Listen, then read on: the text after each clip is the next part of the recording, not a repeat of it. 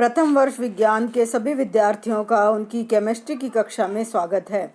आज हम इसके अंतर्गत कोलाइडल अवस्था के बारे में अध्ययन करेंगे या कोलाइडल स्टेट के बारे में जानकारी प्राप्त करेंगे।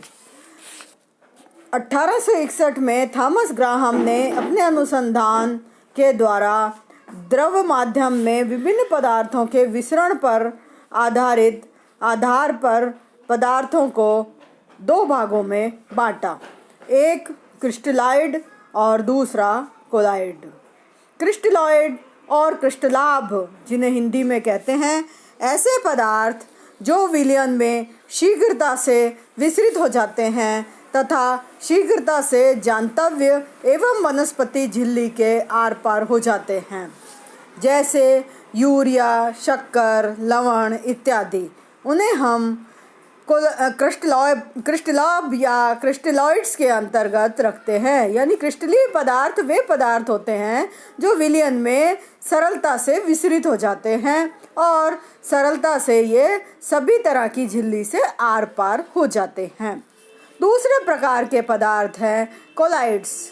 कोलाइड या ग्रीक शब्द कोला या गोंद जैसे से बने हुए हैं। ऐसे पदार्थ जो विलयन में धीरे धीरे विसरित होते हैं तथा जांतव्य व वनस्पति झिल्ली से विसरित नहीं होते हैं।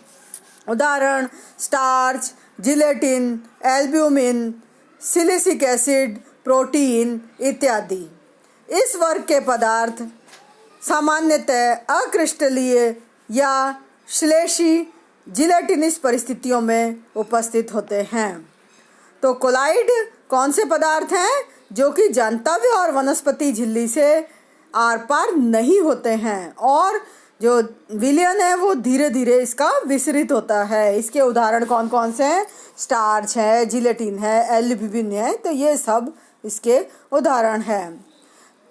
एक सबसे महत्वपूर्ण बात है कि प्रत्येक पदार्थ किसी भी परिस्थिति में क्रिस्टलाभ और कोलाइड हो सकता है। जैसे सोडियम क्लोराइड को जब हम जल में घोलते हैं तो ये क्रिस्टलाभ की तरह से काम करता है, जबकि ये बेंजीन में कोलाइड का काम करता है। साबुन पानी में कोलाइड है, जबकि बेंजीन में यदि इसको घोला जाता है तो वो क्रिस्टलॉइड्स है। तो इस तरह से अलग अलग माध्यम में अलग अलग पदार्थ कोलाइड या क्रिस्टलॉइड हो सकते हैं। कोलाइडल स्टेट की यदि हम बात करते हैं तो जब कोई भी पदार्थ किसी माध्यम में बहुत छोटे कणों यानी 10⁻⁻⁴ to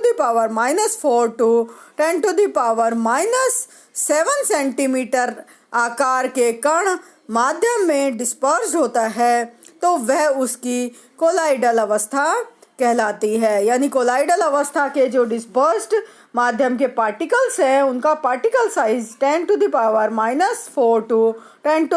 10⁻⁻7 पर सेंटीमीटर होता है। कोलाइडल विलयन किसी भी हेट्रोजीनियस मीडियम के लिए कोलाइडल विलयन में हमारे पास 3 घटक होते हैं। पहला होता है परिक्षिप्त अवस्था या डिस्पर्स्ड फेज। परिक्षिप्त अवस्था या डिस्पर्स्ड फेज यह अवस्था असंतत अथवा आंतरिक अवस्था के नाम से जानी जाती है। इसके अंदर डिस्क्रिएट पार्टिकल्स होते हैं या विविक्त कण इसके अंदर उपस्थित होते हैं और ये विविक्त कण जो सामान्य अणुओं के कण हैं उनकी तुलना में बड़े होते हैं। दूसरा है परिक्षेपण माध्यम या डिस्पर्सन मीडियम। यह संतत अवस्था या बाह्य अवस्था के नाम से जाना जाता है। इसको हम कंटिन्यूस स्टेट या सतत अवस्था या कंटिन्यूस फेज के नाम से जानते हैं। यह वह माध्यम है जिसमें परिक्षिप्त अवस्था उपस्थित होती है। इसमें एक समान आंतरिक रूप से जुड़े हुए इंटरलिंक्ड अणु उपस्थित होते हैं। तीसरा जो होता है वो है स्टेबलाइजिंग एजेंट या स्थायी कारक। ये वे पदार्थ हैं जो कोलाइड कणों को उसी रूप में रखते हैं। यानी कोलाइडी विलयन का मतलब क्या हुआ कि परिक्षिप्त अवस्था प्लस परिक्षेपण माध्यम। परंतु ये इसकी जो स्टेबिलिटी है उसको बनाए रखने के लिए हमें क्या काम में लेना पड़ता है? एक स्थायी कारक काम में लेना पड़ता है। तो यानी कोलाइडल सॉल्यूशन का मतलब है परिक्षिप्त अवस्था प्लस परिक्षेपण माध्यम, और दोनों मिलकर क्या बना देते हैं, परिक्षेपण तंत्र की रचना करते हैं। तो कोलाइड विलयन को हम कह सकते हैं कि कोलाइड विलयन वह विलयन है जिसमें बहुत छोटे अणु 10⁻⁻4 to 10⁻⁻7 सेंटीमीटर के आकार के रूप में निश्चित पदार्थ वितरित रहते हैं। ये परिक्षिप्त अवस्था कहलाती है तथा दूसरा पदार्थ जो इस परिक्षिप्त अवस्था में होता है उसे परिक्षेपण माध्यम कहते हैं। अब हम कोलाइडों के वर्गीकरण या कोलाइड्स के क्लासिफिकेशन की बात करते हैं। कोलाइडों का वर्गीकरण कई आधार पर किया जाता है। सबसे पहले हम जिस आधार की बात करते हैं वो है परिक्षिप्त अवस्था और परिक्षेपण माध्यम की प्रकृति। परिक्षिप्त अवस्था और परिक्षेपण माध्यम की प्रकृति के आधार पर 8 प्रकार के कोलाइड उपस्थित होते हैं। सबसे पहली प्रकार का परिक्षिप्त, जैसे परिक्षिप्त अवस्था हमारे पास ठोस है, परिक्षिप्त अवस्था हमारे पास द्रव भी हो सकती है और परिक्षिप्त अवस्था हमारे पास गैस भी हो सकती है। परिक्षेपण माध्यम भी ठोस, द्रव और गैस तीनों हो सकते हैं। तो जब परिक्षिप्त अवस्था, आप स्क्रीन पर एक टेबल को देखिए जिसमें कि आपको पूरी तरह से स्पष्ट दिखाई दे रहा है, परिक्षिप्त अवस्था ठोस है और परिक्षेपण माध्यम भी ठोस है। तो बने हुए कोलाइड का नाम ठोस सॉल होगा और इसके उदाहरण हैं जैम, मिश्र धातु और रंगीन सीसा। यदि परिक्षिप्त अवस्था ठोस है और परिक्षेपण माध्यम द्रव है तो इसका नाम सॉल होता है और इसके उदाहरण हैं पेंट, अंडे की सफ़ेदी और इंक या स्याही। जब परिक्षिप्त अवस्था ठोस हो और परिक्षेपण माध्यम गैस हो तो इसको हम एरोसोल के नाम से पुकारते हैं। एरोसोल के अंतर्गत आता है धुआं और धूल के कण। चौथे प्रकार का कोलाइड है जिसमें कि परिक्षिप्त अवस्था द्रव है और परिक्षेपण माध्यम ठोस है। इन्हें हम जेल कहते हैं और इसके उदाहरण हैं दही, जेली और पनीर।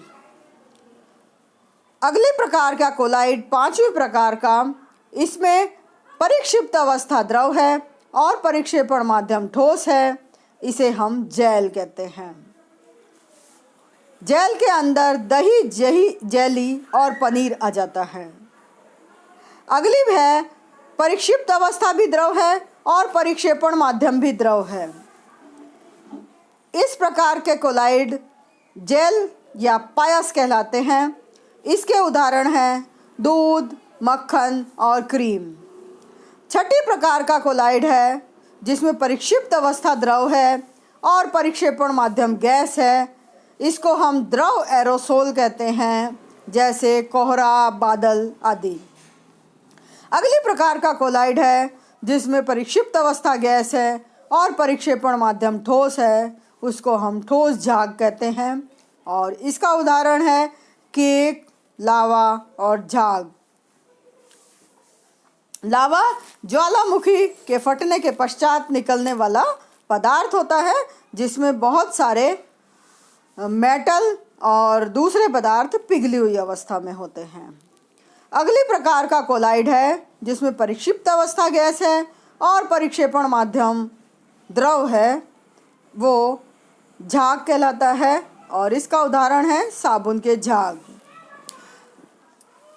किसी भी गैस का गैस में कोलाइडल विलयन प्राप्त नहीं होता है क्योंकि गैस का गैस में प्राप्त करना संभव नहीं है और वो हेट्रोजीनियस फेज नहीं बता पाती हैं और इस कारण से हमें 8 ही प्रकार के कोलाइड परिक्षिप्त अवस्था और परिक्षेपण माध्यम की प्रकृति के आधार पर प्राप्त होते हैं। तो इस तरह से हम परिक्षेपण प्रावस्था और परिक्षेपण माध्यम की प्रकृति के आधार पर कोलाइडों का वर्गीकरण करते हैं। अगले प्रकार का जो वर्गीकरण है या क्लासिफिकेशन है कोलाइड्स का, वो है डिपेंडिंग अपॉन अपीयरेंस, या उनके प्रगठन पर आधारित और डिपेंडिंग अपॉन अपीयरेंस। इस आधार पर हम कोलाइड्स को दो भागों में बांट सकते हैं, सॉल और जेल।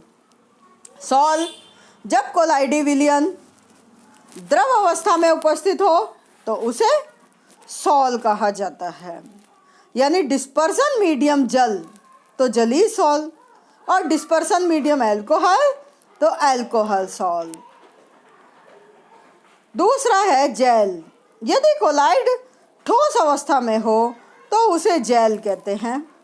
भिन्न भिन्न पदार्थों में जेल की कठोरता भिन्न भिन्न हो सकती है। अगले प्रकार का वर्गीकरण कोलाइड्स का दो प्रावस्थाओं के मध्य अंतरक्रिया पर आधारित है, यानी depending upon the interaction of the two phase. इसको पेरिन तथा फ्रिंडलिच के अनुसार कोलाइड्स को द्रव विरोधी तथा द्रव स्नेही कोलाइड में बांटा जा सकता है। द्रव विरोधी अथवा विलायक विरोधी यानी लायोफोबिक कोलाइड जब परिक्षिप्त अवस्था परिक्षेपण माध्यम के से कम एफिनिटी लगती है तो उन्हें हम द्रव विरोधी कोलाइड कहते हैं। कुछ पदार्थ जैसे arsenic sulphide, ferric hydroxide, gold, अन्य धातुएं शीघ्रतापूर्वक कोलाइड अवस्था में परिवर्तित नहीं होती, इन्हें द्रव विरोधी कोलाइड कहा जाता है। ये कोलाइड कम स्थायी होते हैं तथा परिक्षेपण माध्यम के वाष्पन से प्राप्त अवशेष को साधारण विधियों के द्वारा पुनः सॉल में परिवर्तित नहीं किया जा सकता, और ऐसे कोलाइड्स को अनुत्क्रमणीय कोलाइड भी कहा जाता है। दूसरे हैं द्रव विरोधी कोलाइड या लायोफिलिक कोलाइड। परिक्षिप्त अवस्था और परिक्षेपण माध्यम में बहुत एफिनिटी होती है या उच्च बंधुता होती है तो कोलाइड द्रव स्नेही कोलाइड कहलाते हैं। तो परिक्षेपण माध्यम और परिक्षिप्त अवस्था दोनों के बीच में एफिनिटी बहुत ज़्यादा होगी तो उसे द्रव स्नेही कोलाइड कहा जाता है। कुछ पदार्थ जैसे स्टार्च, रबड़, प्रोटीन इस वर्ग के अंतर्गत आते हैं जो कि शीघ्रता से कोलाइड अवस्था में परिवर्तित हो जाते हैं। ये कोलाइड अपेक्षाकृत अधिक स्थायी होते हैं तथा इन्हें उत्क्रमणीय कोलाइड भी कहा जाता है। द्रव स्नेही तथा द्रव विरोधी कोलाइडों में जो अंतर है वो है सॉल्वेंट से एफिनिटी का। जिनमें सॉल्वेंट से एफिनिटी है वो कैसे हैं? द्रव स्नेही कोलाइड हैं, और जिनमें सॉल्वेंट से एफिनिटी नहीं है वो द्रव विरोधी कोलाइड होते हैं। तीसरा जो अगले प्रकार का इनका वर्गीकरण है वो है परिक्षिप्त अवस्था के विद्युत आवेश पर आधारित वर्गीकरण। परिक्षिप्त अवस्था के विद्युत आवेश पर आधारित वर्गीकरण के आधार पर हम जानते हैं कि आवेश दो प्रकार के होते हैं, इसलिए इनको हमने बांटा धनात्मक कोलाइड और ऋणात्मक कोलाइड में। धनात्मक कोलाइड कौन से होंगे? वे कोलाइड जिनमें परिक्षिप्त अवस्था पर धन आवेश हो, जैसे जल में आयरन हाइड्रोक्साइड के धनावेशित कण, मेथिलीन ब्लू तथा टाइटेनियम ऑक्साइड के कोलाइड। तो इन पर कोलाइड अवस्था में धन आवेश उपस्थित होता है तो इसलिए उनको पॉजिटिव कोलाइड कहते हैं। दूसरे हैं ऋणात्मक कोलाइड। ऋणात्मक कोलाइड वे कोलाइड जब परिक्षिप्त अवस्था में उन पर ऋण आवेश हो तो उनको हम ऋणात्मक कोलाइड कहते हैं, जैसे आर्सेनिक सल्फाइड के कण या कॉपर और कॉपर के, गोल्ड के और डाइस के जो पार्टिकल्स हैं, जो कोलाइड्स हैं, वो सब क्या कहलाते हैं? ऋणात्मक कोलाइड कहलाते हैं। अगले प्रकार का जो इनका क्लासिफिकेशन है या वर्गीकरण है वो है कणों के आधार पर वर्गीकरण, यानी बेस्ड ऑन पार्टिकल शेप। तो कणों के आधार पर इनका जैसे साइज कैसे दिखाई देते हैं उनके आधार पर इनका वर्गीकरण है। या तो ये वर्तुलाकार कोलाइड जब ये गोल स्फीरिकल हो या गोल अवस्था में हो, और रेखीय कोलाइड जब इसके ये लाइनर हो, तो उनको हम इसके आधार पर हम दो भागों में बांट देते हैं, वर्तुलाकार और रेखीय। रासायनिक संगठन के आधार पर भी इनका वर्गीकरण किया गया है। रासायनिक संगठन के आधार पर इनको दो भागों में बांटा हुआ है, अकार्बनिक कोलाइड और कार्बनिक कोलाइड। अकार्बनिक कोलाइड में सिल्वर, गोल्ड और दूसरी धातुओं के जो कोलाइड हैं वो अकार्बनिक कोलाइड कहलाते हैं। और कार्बनिक कोलाइड वे कोलाइड हैं जो कि जैसे ऑर्गेनिक सब्सटेंस जिसमें हो कार्बन, हाइड्रोजन, नाइट्रोजन और ऐसे पदार्थ के जो कोलाइड हैं उनको हम कार्बनिक कोलाइड कहते हैं। और ये है बेंजीन में रबड़ का कोलाइड और हाइड्रोक्सीसॉल, स्टार्च, साबुन, ये सब हैं रासायनिक संगठन के आधार पर कोलाइडों का वर्गीकरण। कोलाइड कणों की संरचना के आधार पर भी हम इनको वर्गीकृत कर सकते हैं और इसको दो भागों में बांटा है, आणविक कोलाइड और मिसेली कोलाइड। आणविक कोलाइड में आपके उदाहरण हैं एल्ब्यूमिन और सिलिकॉन, और मिसेली कोलाइड में आपके हैं सल्फर, सोना और साबुन। ये वर्गीकरण कोलाइड कणों का लुमिनियर नामक वैज्ञानिक ने दिया था। तो इस तरह से कोलाइड के सभी प्रकार के वर्गीकरण और सामान्य बातों की जानकारी आपको प्रदान की।